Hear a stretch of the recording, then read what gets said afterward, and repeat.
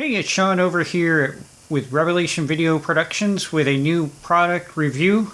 Today we're going to be reviewing the Canon 6D. This is the full frame version. From what I've heard, they're going to be discontinuing and starting hopefully with the 6D Mark II either later this year or early next year. I had to rent this for a wedding I just did. And along with that, I also rented the Canon 70 to 200 ultrasonic with a set 2.8 aperture. And that review starts right now.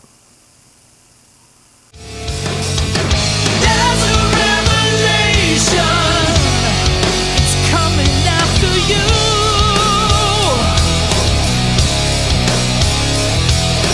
Without hesitation. Okay. Now let's dive right into this. Now I'm not going to go into I'm not going to show you all the features to the camera. I think there's a lot of videos out there that go into detail and show you all the functionalities. What I'm going to do is just do a quick review on the 6D, tell you about a couple of cool little features that I found out. I've only had it 5 days, so I would like to do a deeper review and give you more information, but I just wanted to do something short and quick. So first of all, obviously it's a full sensor compared to a crop sensor, which I've been using with the T3i. Some of the nice features that I found with the 6D were with the sound on your regular screen menu, you get to see the levels of the sound before you hit record. Now on the Canon T3i, you can monitor the sound beforehand, but you have to be in the menu setting. You can't be on just regular screen setting. Once you go out of menu, you can't see it unless you have Magic Lantern, which I have. But even with the Magic Lantern, it doesn't pick up your voice levels until you actually hit recording, and then there's really nothing you can do after that. But this has it. As far as the shortcut buttons, I'm not used to them. I didn't have enough time to really get used to that. I did try them once in a while, but I found myself going back to the scroll down here. The buttons layouts are a lot different to me than my T3i. I like the feel of the camera. It's a little bit more user-friendly, to be honest with you, video-wise, than the T3i. The T3i, I have to go through a lot of manual settings, setting the camera up. Not saying that you shouldn't do that with this. I always use custom white balancing when I was using this.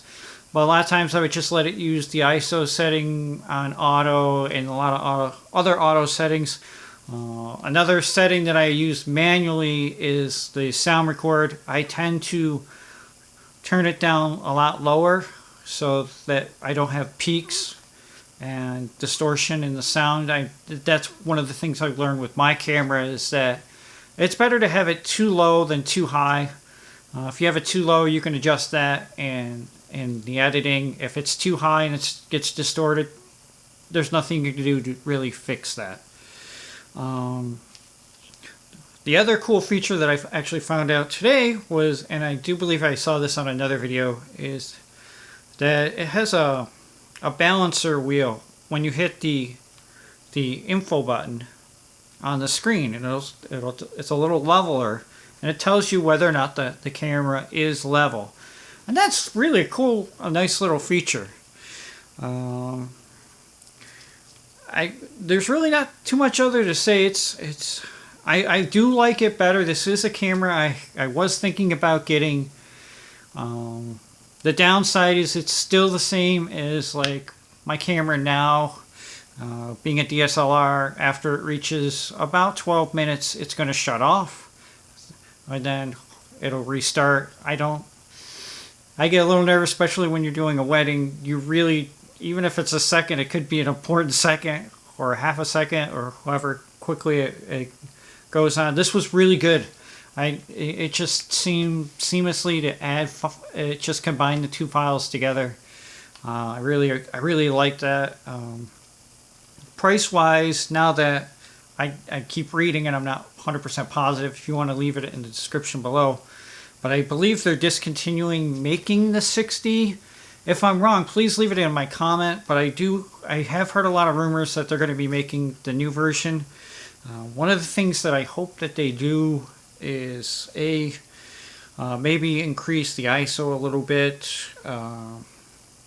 The frames, I know this goes up to 60, but you have to be in 720. I don't know if they'll increase that, for time lapse and also for slow motion. The other thing for me personally, being a videographer, would be to add not just have the mic input, but have a headphone jack input to be able to hear the sound, not just go by the level, so you can tell how the sound really is like. That would be really nice.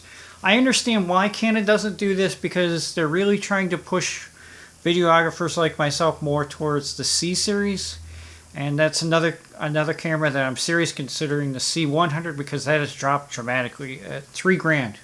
So, and this, I've seen this around between $1,000 to $1,300. You can rent these for about a week at $86 to $90. And I highly recommend that if you're interested in a camera of any sort, it doesn't even have to be a Canon, the GH4, the Samsung NX1 is another camera that I might be interested in, shoots in 4K. It's something I would consider renting for a week just to see how the camera is like and see if it's something I'd want to pursue. Now let's get right back into the other part of the review, which is the Canon 70-200, the ultrasonic. This has a set aperture at 2.8, which means it's really good for low lighting. The reason why I went with the 70-200 over, let's say, the L series 24-105, which is I can't wait to get my hands on testing that lens out. I've heard nothing but great things. I just wanted to be able to have a better zoom. I already had a camera that was going to be wide enough to cover the whole room using my camera. I needed something that I'd be able to zoom in on. So I went with this. And it's very sturdy. My guess would be just in the hands, this has got to be close to 3 pounds. It really is. It's heavy. You've got a very nice, large, easy to handle focus ring. The other thing that I like, having used other telephoto lenses that weren't as well built or cost as much as this one, is when you're zooming in and out, the barrel does not extend. It's all internal within the barrel itself. That's great. One of the things I actually really liked was that you mount to the lens instead of to the camera. And I found that this gave you a lot better balance. You're not going to get as much shaking with the lens having it mounted to the quick release plate and having the camera behind it. And then if you had a viewfinder, which I did, it was actually fairly easy to focus in on the subjects. I will say only having it for a few days with the lens part, finding the focus could be a little tricky. The focus on this is very big. All that being said, it's a great lens if you're stationary. Unfortunately, you're doing a wedding, you're not always stationary.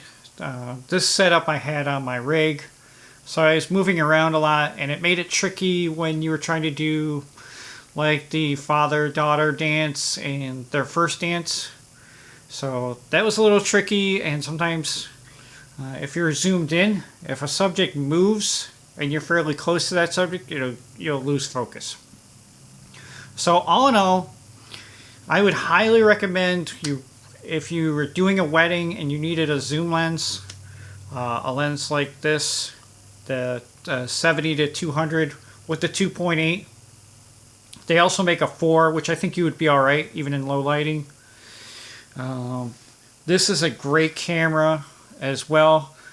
Again, the downside is that after about 11, 12, 13 minutes, it's going to shut off and restart. You only have obviously the one SD card, but that's true with all DSLRs. So please leave any comments in the descriptions below. Give us a thumbs up. Please join our YouTube channel for more product reviews, which will be coming up. My next one will be a shoulder rig. You'll check on the link above. This was Sean with Revelation Video Productions. We'll be seeing you next time. Stay tuned.